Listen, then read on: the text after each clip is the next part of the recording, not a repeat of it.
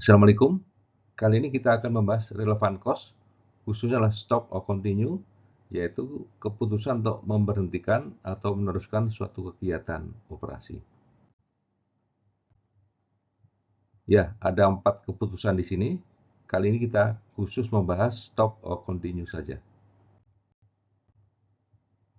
Sebagai contoh, misalkan sebuah minimarket dihadapkan pada keputusan apakah menutup atau meneruskan gerainya karena sudah terjadi sejumlah kerugian selama beberapa waktu. Kita akan menggunakan contoh di sini. Jadi ada 3 divisi, A1, G1, dan G2. Secara ringkas kinerjanya sebagai berikut. Jadi dari 3 divisi, 2 divisi mengalami kerugian, yaitu G1 dan G2. Walaupun secara total perusahaan masih memperoleh laba operasi.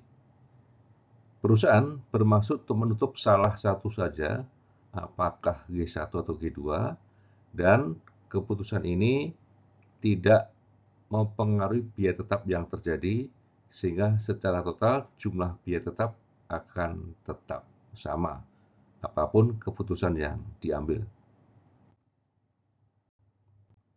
Kita akan lihat kondisi awal dari G2. Jadi margin kontribusi sebesar 1000 minus atau rugi. Jadi pada awal sudah mengalami rugi pada margin kontribusi. Di laba operasi, perusahaan minus 6.000 atau rugi 6.000. Seandainya G2 ditutup, maka margin kontribusi yang hilang adalah minus 1.000, sehingga memperbaiki margin kontribusi perusahaan keseluruhan dari 37.000 menjadi 38.000. Demikian juga dengan laba operasi dari 1.800 menjadi 2.800. Nah, di sini kita lihat bahwa ada faktor yang tidak relevan, yaitu biaya tetap, karena tidak berubah apakah G2 ditutup atau diteruskan. Jadi kesimpulannya adalah, dengan menutup G2, maka laba operasi akan membaik sebesar 1.000 menjadi 2.800. Kita akan lanjutkan dengan analisis berikutnya. Sekarang kita di divisi G1. Margin kontribusinya adalah 8.000, sementara laba operasi minus 7.000 atau rugi. Jadi, walaupun perusahaan mengalami kerugian, tapi masih memperoleh margin kontribusi yang positif. Seandainya G1 ditutup, maka margin kontribusi yang hilang adalah 8.000, sehingga kalau ditutup divisi G1 tersebut, akan mempengaruhi baik margin kontribusi maupun laba operasi. Sehingga margin kontribusi turun dari 37 ke 29.000, laba operasi turun dari 1.800 ke 6.200. Nah, untuk faktor yang tidak relevan adalah biaya tetap karena tidak berubah apapun keputusannya.